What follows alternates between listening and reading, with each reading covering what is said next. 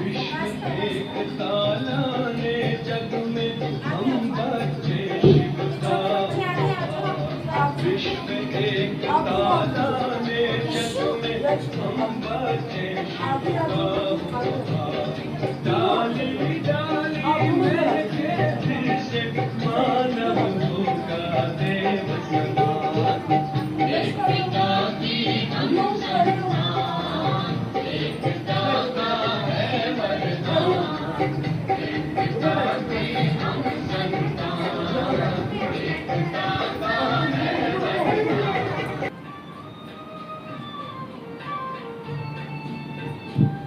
भगवान की बगिया के फूल हम सारे बच्चे भगवान की बगिया के फूल हम सारे बच्चे दिव्य गुणों से महकाते हैं प्रेम से हम मुस्कुराते हैं पास हमारे जो आता है शिव संग में खो जाता है भगवान की बगिया के फूल हम सारे बच्चे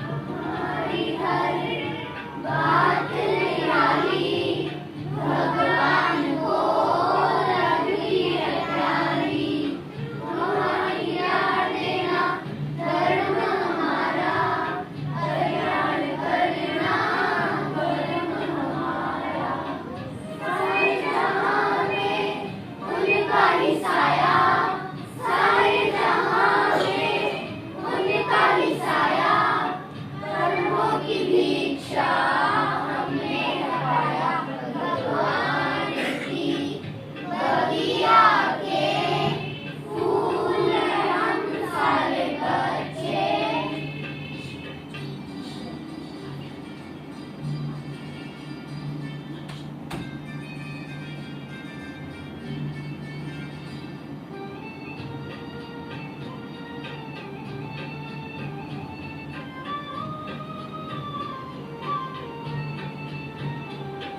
संसार को स्वर्ग बनाना धर्म हमारा बनता है भटके हुओं को राह दिखाना काम ये सबसे अच्छा है सत्य प्रेम एकता से रहना सत्य प्रेम एकता से रहना हमें प्रभु से सीखा है भगवान की बगिया के फूल हम सारे बच्चे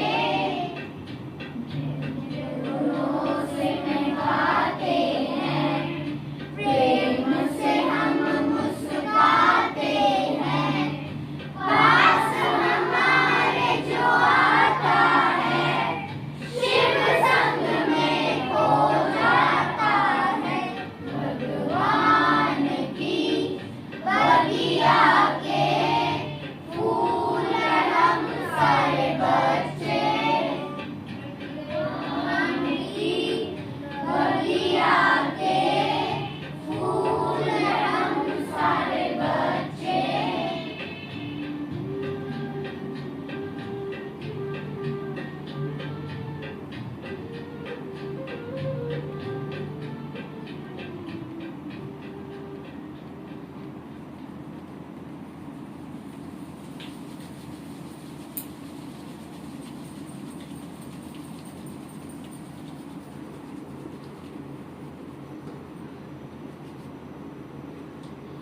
ओम शांति।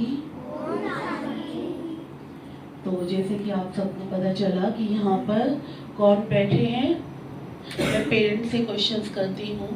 यहाँ कौन बैठे हैं सभी? भगवान की बगिया के फूल।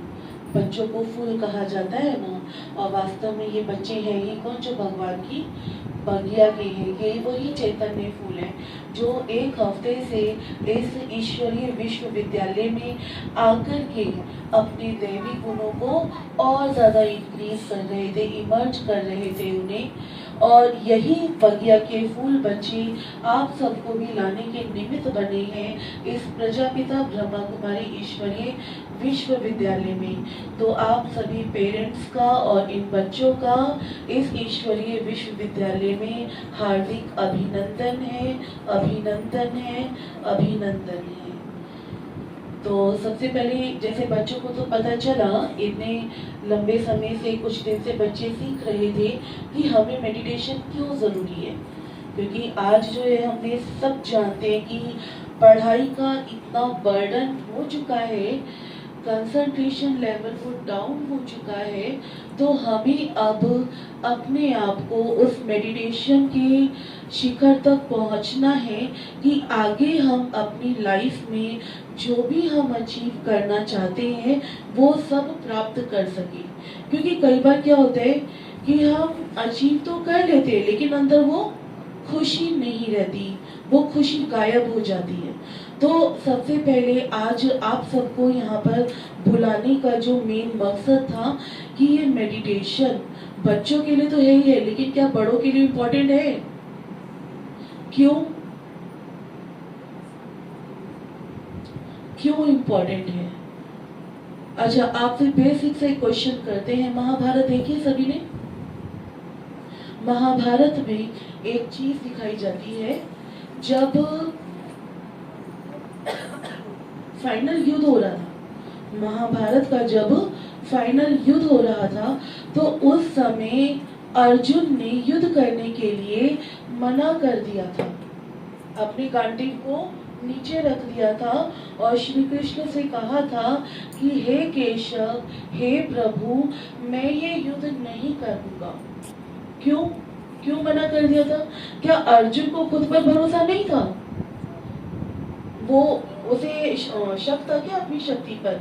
नहीं, अर्जुन को खुद पर भरोसा था कि वो अकेले पूरी कौरव सेना को परास्त कर सकता है। अर्जुन को श्री कृष्ण के ऊपर भी भरोसा था कि अन्य कोई उसके साथ हो या ना हो, लेकिन अगर स्वयं नारायण उसके साथ है तो जीत उसकी निश्चित है। और फिर भी वो घबराने लगा, रोने लगा, गिड़गिड़ाने लगा प्रभु के आगे कि हे केशव, मैं ये युद्ध नहीं करना चाहता। तो क्यों मना किया था? क्यों किया था? अपनों को कैसे परास्त करूं? ये मेरे भाई हैं। ये मेरे भाई हाँ, हैं। मैं इनको कैसे कर सकता हूं? हाँ जी, देखिए, हम जब कोई कर्म पहली बार करते हैं तो हमें थोड़ा डर लगता है, भय लगता है। जैसे अगर किसी ने पहले कभी कोई कत्ल करा हुआ है, सपोज करो, है ना, तो अगली बार जब वो कत्ल करेगा तो उसको डर लगेगा। पहली बार जब किया तो हाथ कांप रहे, दूसरी बार किया तो नहीं। माना जब भी हम कोई गलत कार्य भी पहली बार करते हैं तो हमें भय लगता है, डर लगता है, लेकिन वही कार्य अगर हम ऑलरेडी कर चुके हैं तो हमारी जो डर है वो खत्म हो जाता है। तो ऐसा नहीं था कि अर्जुन कोई अपने भाइयों से पहली बार युद्ध कर रहा था, वो पहली बार युद्ध नहीं कर रहा था। इससे पहले वो लाक्षागृह के समय, द्रौपदी स्वयंवर के समय, अज्ञातवास के समय भी कौरव सेना को अकेले परास्त कर चुका था। तो ये बात तो यहाँ खत्म हो जाती है कि वो अपनों से कैसे युद्ध करेगा या अपनों पर कैसे वो प्रहार करेगा, क्योंकि उससे पहले वो वहां पर युद्ध कर चुका है ना। तो यहाँ पर एक बात है कि जब उसने पहले युद्ध किया था ना, तो उसके पास खोने के लिए कोई नहीं था। माना जब कोई व्यक्ति समाज में रहता है तो वो कदम फूंक फूंक कर चलता है, लेकिन अगर कोई व्यक्ति अकेले रहता है तो सर पे जैसे वो कफन बांध करके घूम रहा है। तो जो पहले युद्ध किया था ना, तो वो अकेले किया था, तो उसको खोने के लिए किसी का डर नहीं था।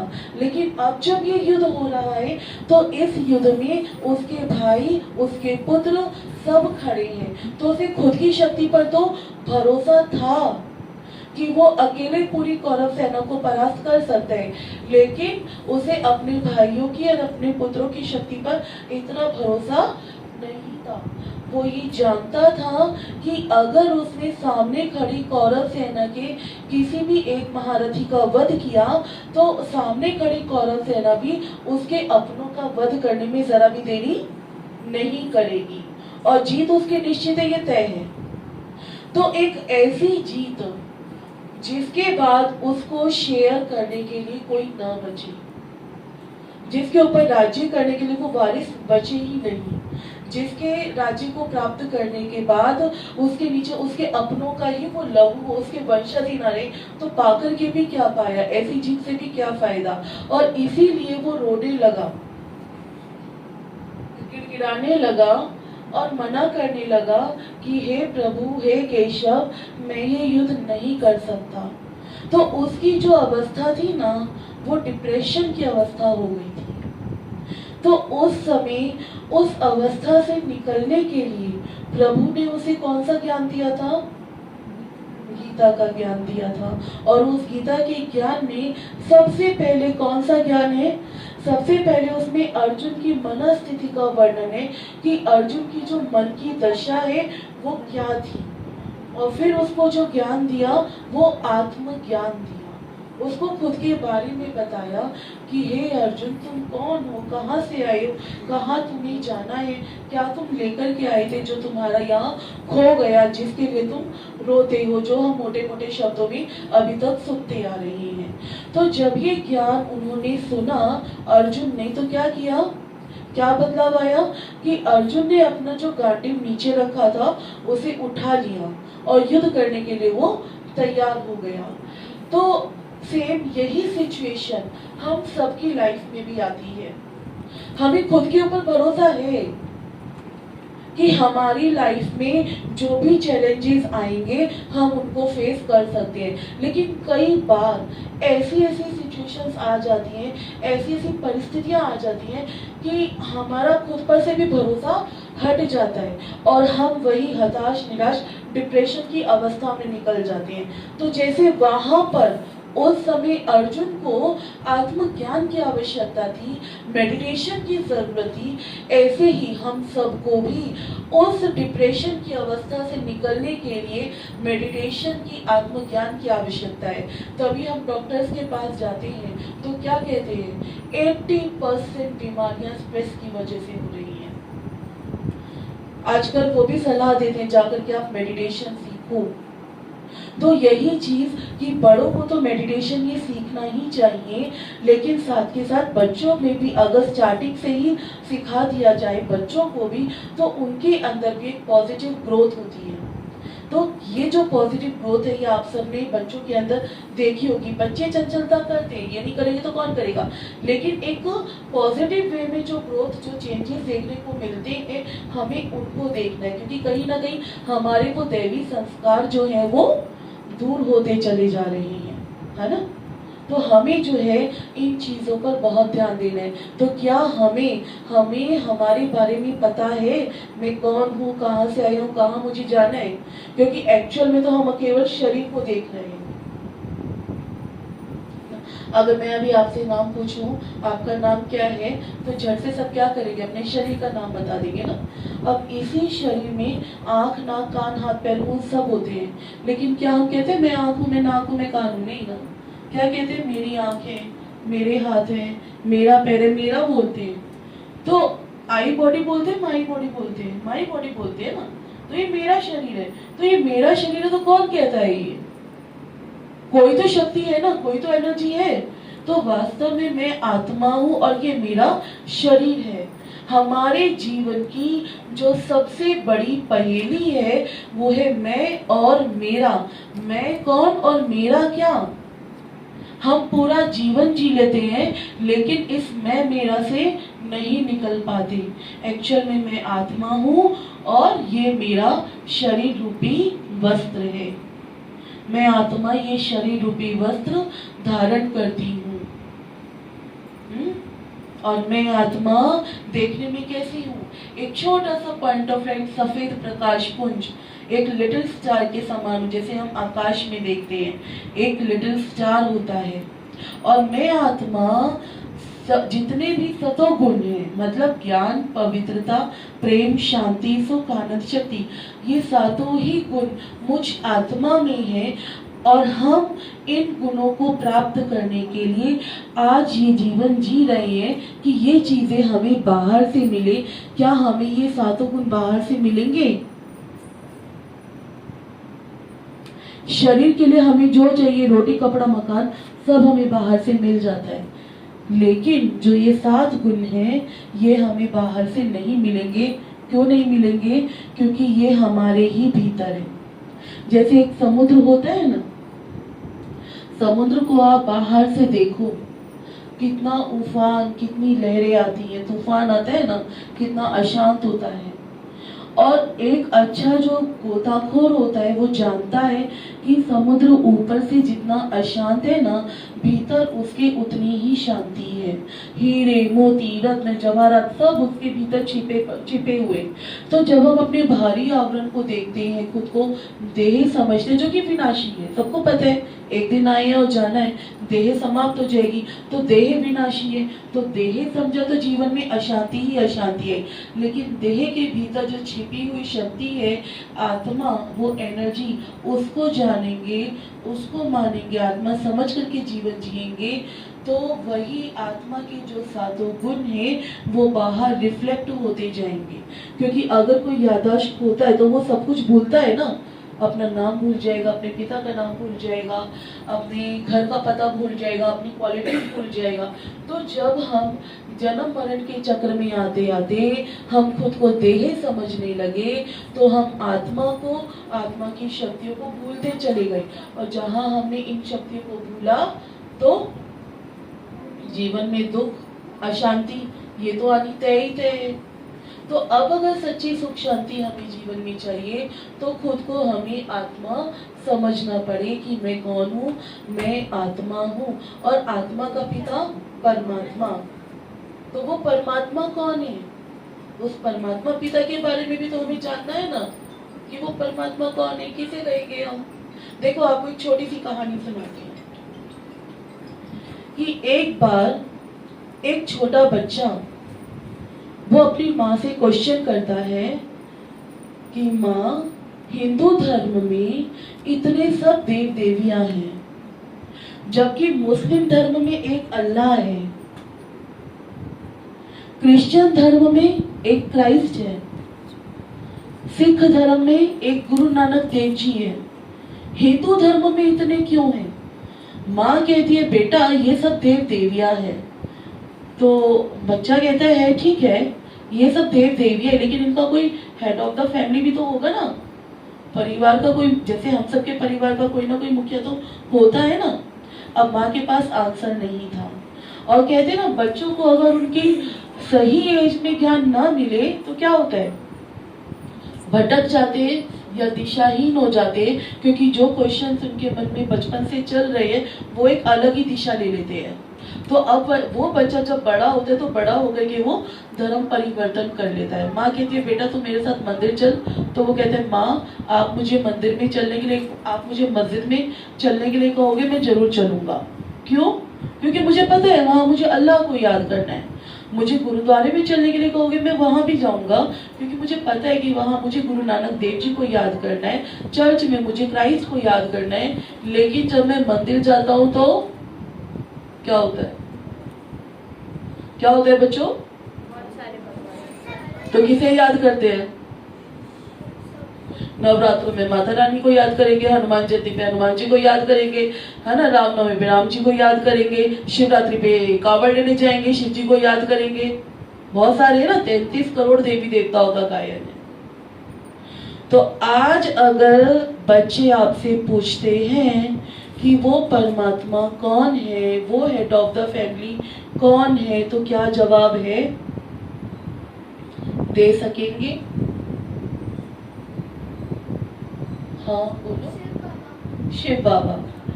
इनकी दादी आती है ना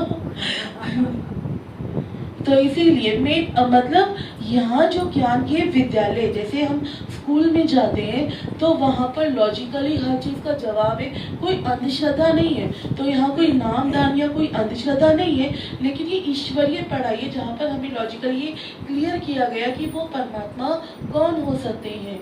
तो परमात्मा को जानने की कुछ बातें हैं, 5 बातें, जिसके आधार पर हम तय कर सकते हैं कि परमात्मा कौन है, हम किसे कह सकते हैं। देखिए, परमात्मा उसे कहा जाएगा जो सर्वधर्म माननीय हो, जिसे सभी धर्म के लोगों ने भगवान कहा है। ये नहीं कि एक धर्म वाले ने कह दिया कि ये हमारे भगवान है, कहे हम तुम्हारे धर्म के भगवान को भगवान नहीं मानते। नहीं, जो खुद को सभी धर्मों के इंसानों के माध्यम से खुद को भगवान नहीं कहला सकते, वो भगवान किस बात की? भगवान, ईश्वर, अल्लाह, खुदा, गॉड, जेहोवा, वो जिसे सभी धर्म के लोगों ने भगवान कहा है। फिर उसे कहेंगे जो सर्वोच्च सत्ता है, जो सुप्रीम अथॉरिटी है, जिसको किसी के आगे झुकने की जरूरत नहीं है। फिर उसे कहेंगे जो सर्वोपरि है, जो हर प्रकार के बंधन से परे, जो किसी भी बंधन में बंधायमान नहीं है। फिर जो सर्वज्ञ है, सब कुछ जानने वाला है, और जो सर्वशक्तिवान है, सर्व गुणों में अनंत है। ये 5 बातें जिस किसी के साथ भी लागू होगी, उसी को हम परमात्मा पिता का दर्जा दे सकते हैं। तो जैसे हम देखते हैं कि मनुष्य का पिता मनुष्य जैसा, पशु का पिता पशु जैसा, पक्षी का पिता पक्षी जैसा होता है, तो ठीक इसी प्रकार से हम कौन है हम? आत्मा, एनर्जी, सफेद प्रकाश पुंज। तो हमारा पिता परमात्मा वो भी कैसा होना चाहिए? पॉइंट ऑफ लाइट, एनर्जी, सफेद प्रकाश पुंज, जिसे हम प्यार से कहते हैं शिव बाबा। बाबा कोई वो देहधारी बाबा जैसे दुनिया में कहते हैं वैसे वो बाबा नहीं है, देहधारी बाबा नहीं है, लेकिन पिता है, आत्मा का पिता परमात्मा। आत्मा है वो भी, लेकिन वो परम है। जैसे हम आत्माएं सृष्टि रूपी नाटक रंगमंच पर आकर जन्म मरण के चक्र में आते हैं, परमात्मा पिता जन्म मरण के चक्र में नहीं आते। तो हम सोल है, वो सुप्रीम सोल है। तो उसे हमने कहा शिव बाबा। शिव के नाम का अर्थ होता है कल्याणकारी, जो बिंदु है, और शिव माना होता है बीज रूप रचयिता। तो जब आप मेडिटेशन सीखेंगे तो आपको ये सारी चीजें पता चलेगी कि आखिर वो परमात्मा कौन है, कैसे हमें खुद को आत्मा समझ करके परमात्मा पिता से कनेक्शन जोड़ना है। क्योंकि जब बच्चा जन्म लेता है तो जन्मते क्या हो जाता है? माता पिता की प्रॉपर्टी का वारिस हो जाता है ना। तो जैसे अब आत्मा जो है वो कौन है? वो परमात्मा पिता की संतान है, उनके बच्चे हैं हम। तो जैसे हम परमात्मा पिता से कनेक्शन जोड़ते हैं तो वही सारी चीजें जो गुण परमात्मा पिता के अंदर है वो हमारे अंदर भी आने लगते हैं। देखिए, हमने केवल मुख से बोला है। हम भक्ति भाव में या स्कूलों में एक प्रेयर करते थे, जो आज भी करते होंगे, तुम ही हो माता पिता, तुम ही हो बंधु सखा, तुम ही हो साथी, तुम ही सहारे, कोई ना अपना सिवा तुम्हारे। तो हमने केवल मुख से बोला या कभी समझा भी है? हाथ खड़ा करो जिसने केवल मुख से बोला है, जिसने केवल मुख से बोला है और समझा नहीं है। अच्छा, सबने समझा है, भगवान से कनेक्शन जोड़ा है आपने। स्कूलों में भी हम गए हैं, प्रेयर करते थे, केवल गा करके आ जाते थे। क्या सच्चे मन से हमने ये जाना? सच्चे मन से हमने जाना है कि वो परमात्मा ही हमारी माँ भी है, हमारा पिता भी है, हमारा भाई भी है, हमारा सखा भी है, साथी भी है, साजन भी है? कभी हमने सोचा है ये बात? नहीं सोचा ना। इसका मतलब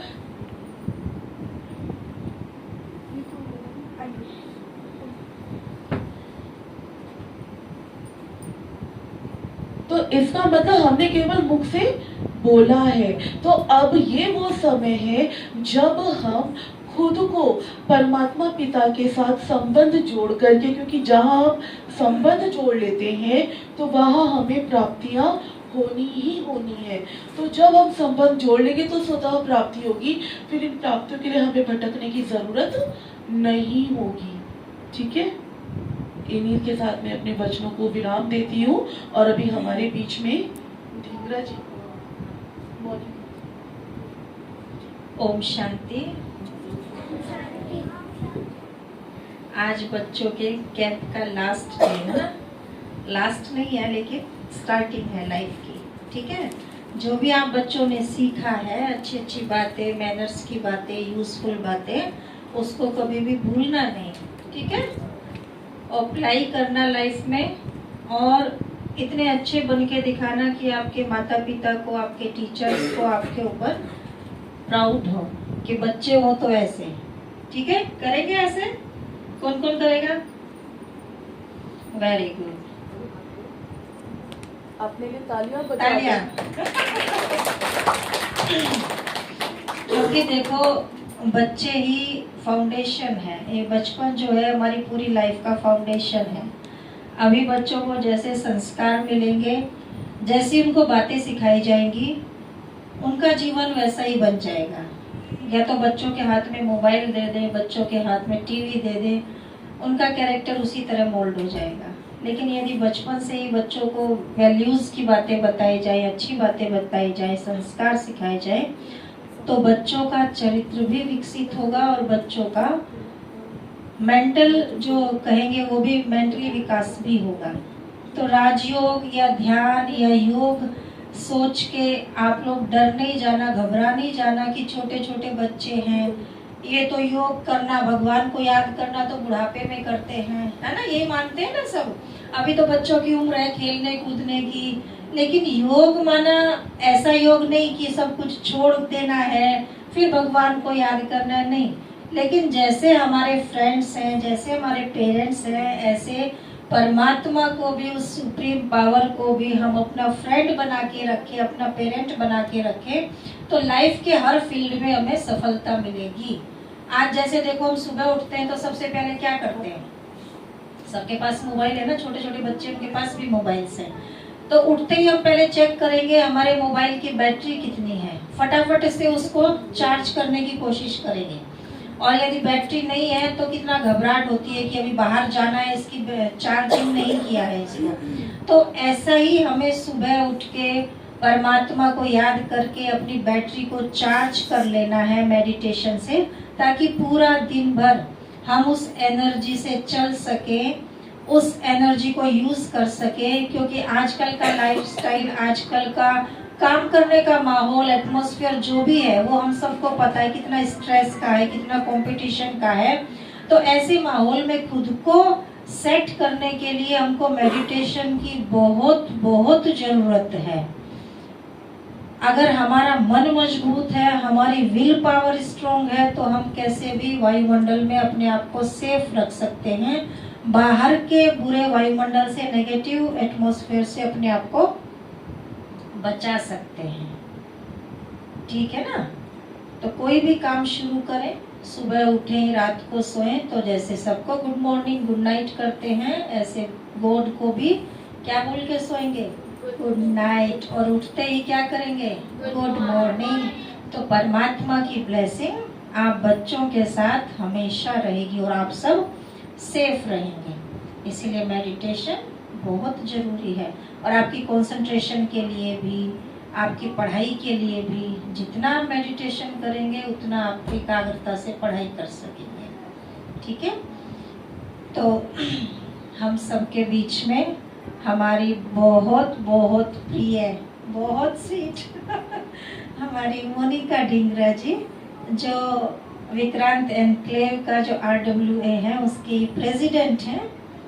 तो हम सब बच्चों के बीच में हमारा हौसला बढ़ाने, हमको प्राइज देने, मेडल्स देने आए हैं। बहुत बिजी रहते हैं, लेकिन जब भी कभी इनको इनवाइट करते हैं, बुलाते हैं किसी भी प्रोग्राम में, तो तुरंत हाजिर हो जाते हैं, सब सेवाएं छोड़ के बहुत खुशी से सहयोग करते हैं। तो हम आज सब बच्चे अपने बीच में मोनिका जी ढींगरा जी का बहुत बहुत वेलकम करते हैं। तो सब तालियों से वेलकम करेंगे। और अभी मैं रितु बहन को कहूँगी, अभी हमारे और एक दो गेस्ट और हैं, वो आने वाले हैं, फिर वेलकम तभी हम इकट्ठा ही करेंगे। तब तक बच्चों की परफॉर्मेंसेस देखते हैं।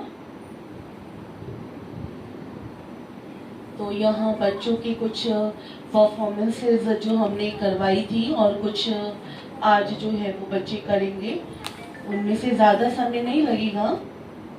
सबसे पहले मैं इनवाइट करना चाहूँगी हरगुन को। हरगुन आज छोटे छोटे फूल हैं। और हरगुन के बाद भानवी आप, ठीक है? पीछे हो जाओ, अभी का पीछे पीछे हो जाओ बच्चे। अभी का उधर चले जाओ, यश के साथ, यश के साथ चले जाओ। स्पेस स्पेस दे दो। अभी पीछे हो जाओ थोड़ा। ऐसे साइड में करो। ठीक इधर भी है, हाँ। दिखाई पड़े, इधर भी दिखाई, हाँ, ऐसे अब करो। ऐसे पोज करो।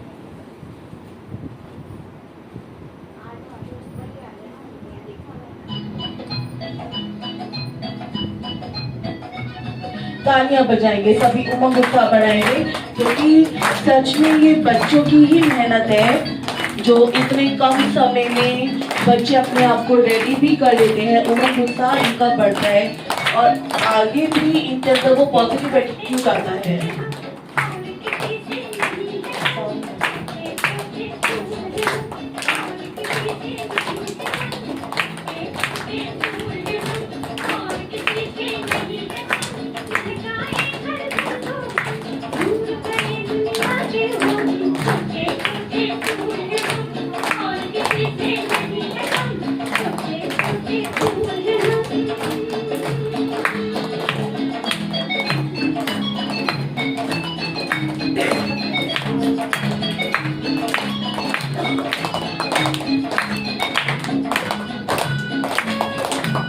तालियां बजाते रहेंगे सब लोग, देंगे तालियों।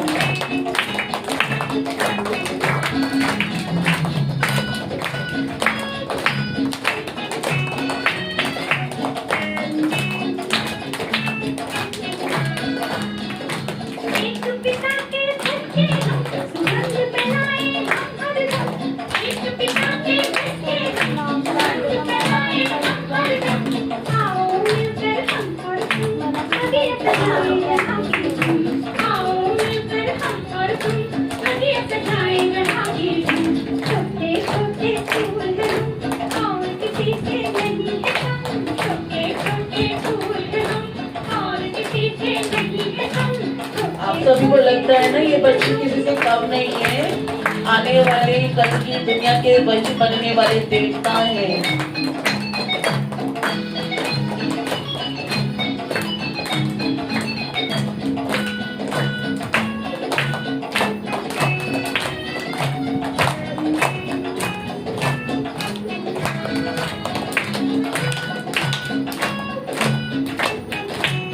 ये बच्चों की मेहनत है, उनकी कोशिश है और कोशिश हमेशा सराहनीय होती है।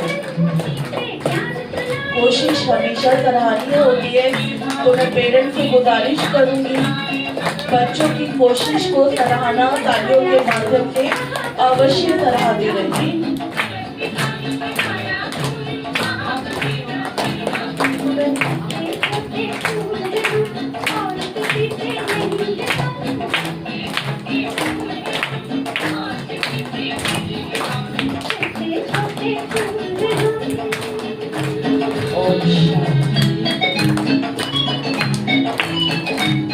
जैसे साउंड हुआ वैसे बच्ची में भी और उमंग आ गया। हाँ, वेरी गुड। और है, अभी और करना है उसे भाई। चलो कोई बात नहीं, कोई नहीं कोई नहीं, बैठ जाओ। यही मोहब्बत से आगे लेकर के जाएगा, बैठ जाओ। आइए नेक्स्ट हम गुजारिश करते हैं भानवी से। आओ, देखो ये तो सच में छोटी सी कली है और भानवी आ जाओ। अभी बोला था ना आपने, मम्मा भी करेंगे डांस। हाँ आ जाओ आ जाओ। अभी तो बोला इन्होंने। चलो थोड़ी देर में करोगे? अच्छा भानवी मेरी तरफ देखो, थोड़ी देर में करोगे? ठीक है, ओके। नेक्स्ट मम्मा आपको आना पड़ेगा, मुझे डांस करना पड़ेगा। अच्छा ध्रुव आप करोगे इसके साथ? भानवी ध्रुव के साथ करोगे? नहीं।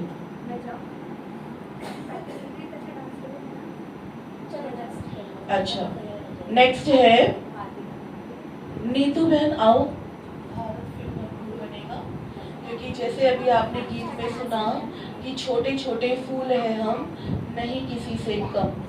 अब कम तो नहीं हो, यही छोटे फूल क्या करेंगे, आने वाली जो नई पावन सतयुगी दुनिया है उसका नवनिर्माण करेंगे। तो वो आने वाली दुनिया कैसी होगी, क्योंकि अभी तक हमने सुना है कि जहाँ डाल डाल पर सोने की चिड़िया करती है बसेरा, वो भारत देश है मेरा। तो ऐसी दुनिया तो थी, लेकिन अब लगता है नहीं ना, लेकिन पुनः होगी। जैसे दिन के बाद रात और रात के बाद दिन होता है, तो वही दुनिया जो इसके बारे में हम सुनते थे, जरूर वो दिन आएगा। वो भारत कैसा होगा उसकी एक झलक है जो हमारे बीच में नीतू बहन पेश करेंगी। तालियां बजाएंगे सभी, आने वाली दुनिया का स्वागत करेंगे।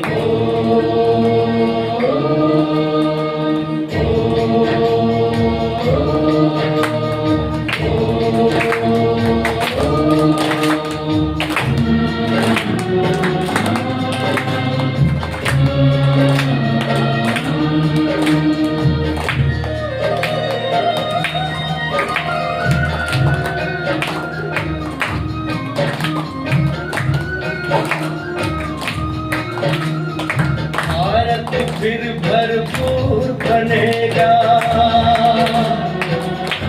आजो आजो कृषिका उधर। भारत फिर भरपूर बनेगा, कोई नहीं।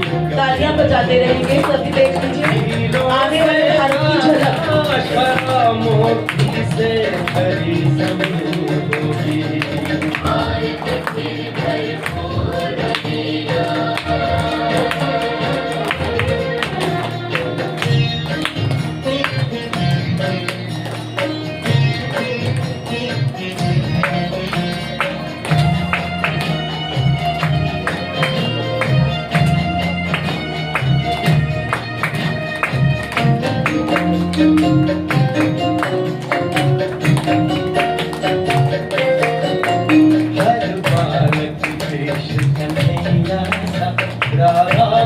हर पाला होगी, शांति से भावना बसवा पहले। तालियां बजाते रहेंगे सभी।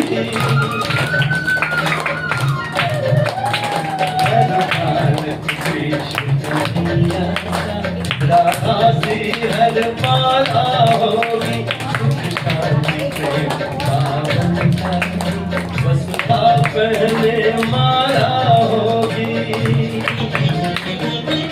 हर होंगे श्री नारायण और नारी श्री लक्ष्मी होगी।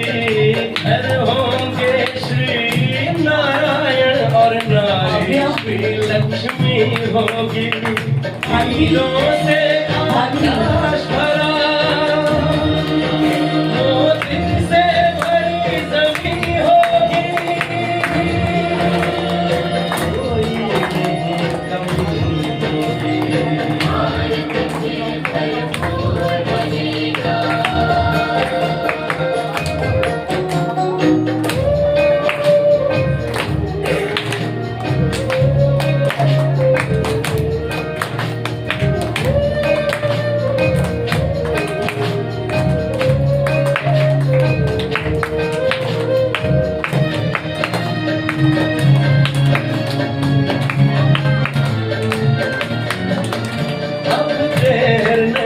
भारत का सितारा विश्व भाल पर चमकेगा।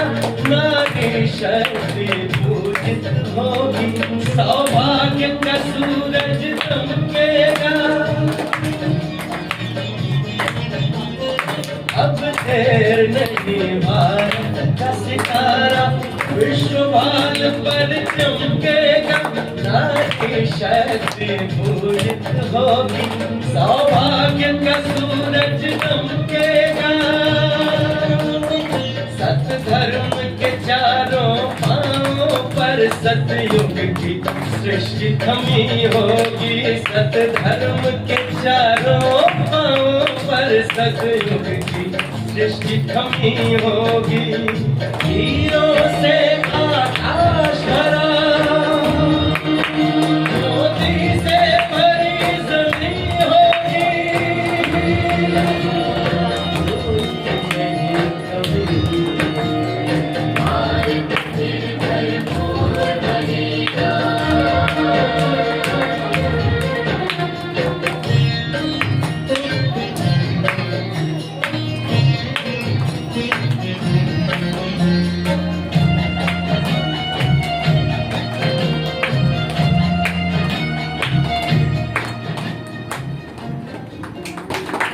बहुत खूब।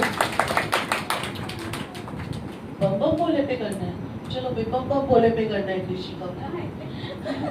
भान्वी करोगे बम बम बोले, साथ में करोगे, आ जाओ। चलो ये दोनों करेंगे, दोनों छोटे छोटे फूल, छोटी छोटी कलियां बम बम बोले पे। अंश तिवारी इधर आ जाइए। तालियां बजाएंगे भाई, इनका उत्साह बढ़ना चाहिए, ये कम नहीं होना चाहिए।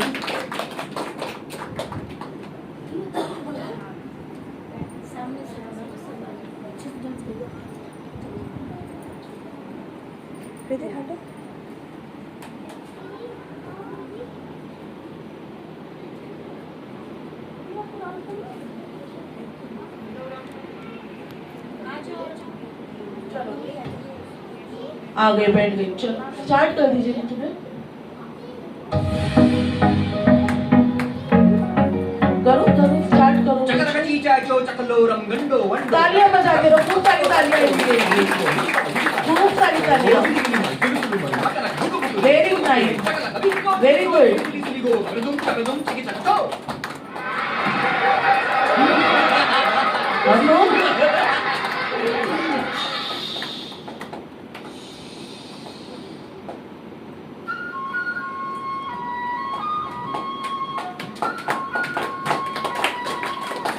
तालियां बजती रहेंगी।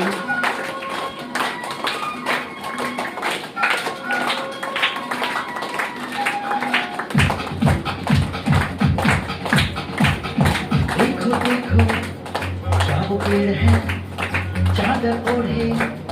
क्या बात है ना, करो करो।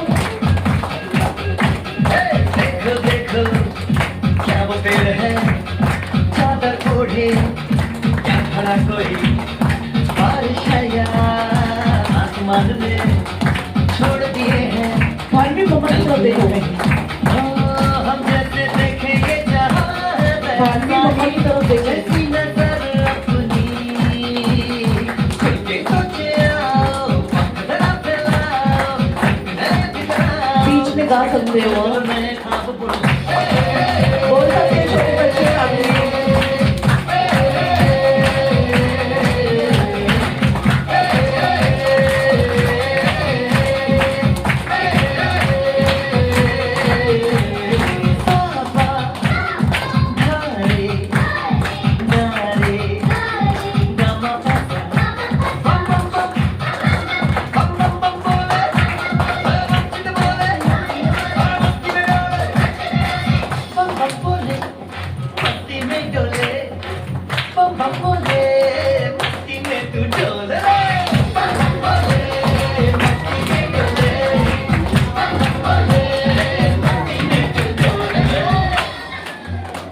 भला मछलियां भी क्यों उड़ती नहीं,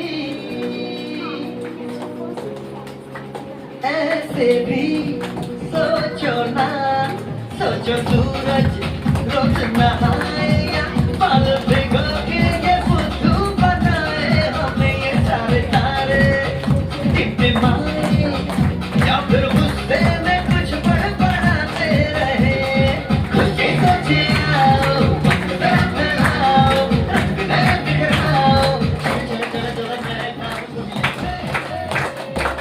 वेरी नाइस, वेरी नाइस। और अभी हमारे बीच में साक्षी आ रही है, जिनका डांस रहेगा ओरी चिरैया।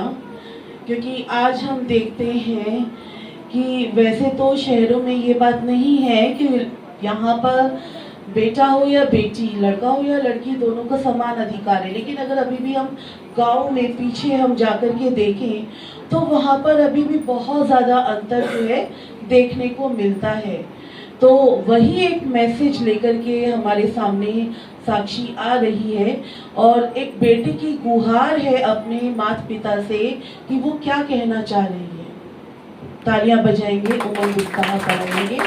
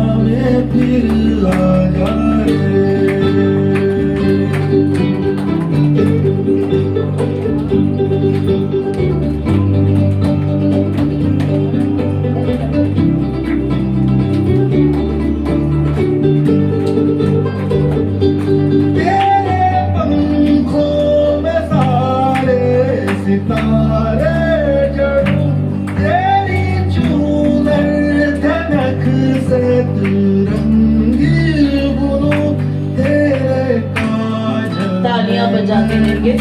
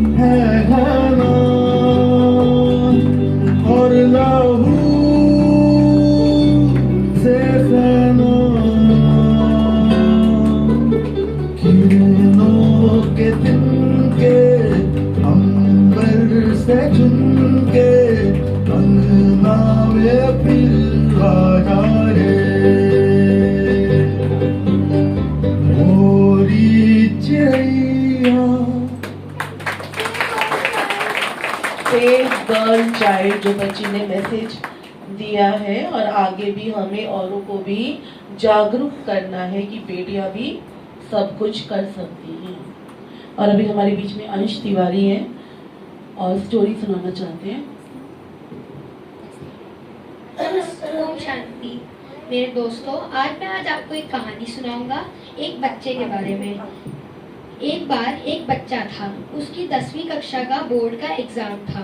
बच्चे के माता पिता हार गए थे क्योंकि बच्चा हमेशा एवरेज मार्क से पास होता था। कभी भी उसने अपनी कक्षा में टॉप नहीं किया था और उसके सारे दोस्त भी उसे बोलते थे कि तू इस बार भी टॉप नहीं कर पाएगा और तू 10वीं कक्षा में ही रह जाएगा। तो फिर बच्चे ने पूरी रात रोया, बट उसने एक बार ये सोचा कि क्यों ना मैं एक बार ट्राई करके देखूं, और उसने जैसे ही ट्राई किया वो थोड़ा इम्प्रूव हुआ। फिर उसने और ट्राई किया, वो और इम्प्रूव हुआ। उसके सारे दोस्त अभी भी उसे डीमोटिवेट कर रहे थे कि तू नहीं कर सकता, तू 10वीं में ही रह जाएगा, ये सब। बट तब भी उसने हार नहीं मानी और उसने काम किया और आज वो बच्चा 11वीं कक्षा में है। तो इस कहानी से हमें सीख मिलती है कि कभी भी हमेशा हमें अपने ऊपर आत्मविश्वास रखना चाहिए। Thank you. अपना कॉन्फिडेंस लेवल कभी भी डाउन नहीं करना चाहिए और इसके लिए ज़रूरत है अपनी विल पावर को स्ट्रॉन्ग करने की। तो हमारी विल पावर स्ट्रॉन्ग कैसे होगी ये भी हमें समझना पड़ेगा ना। जब हमारा मन बुद्धि जो है वो पूरी तरह से सशक्त होगा, सोचने समझने की क्षमता होगी, जब हम अपने को पॉजिटिविटी देते रहेंगे।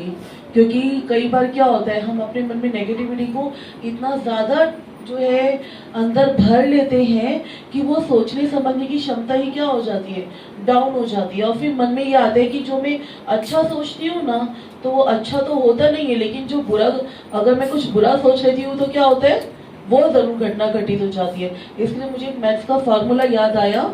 आप सबने भी मैथ्स पढ़ा है जिसमें हमने हमेशा यही सीखा है, माइनस माइनस क्या होता है, बट ओके, और माइनस प्लस क्या होता है, साइन कौन सा आता है ना, जो बड़ा होता है, जिसकी रेशो ज्यादा होती है, माइनस प्लस हो या प्लस माइनस हो, होगा वो माइनस ही, लेकिन साइन कौन सा आएगा, जिसकी रेशो ज्यादा है ना। और प्लस प्लस क्या होता है, प्लस ही रहेगा।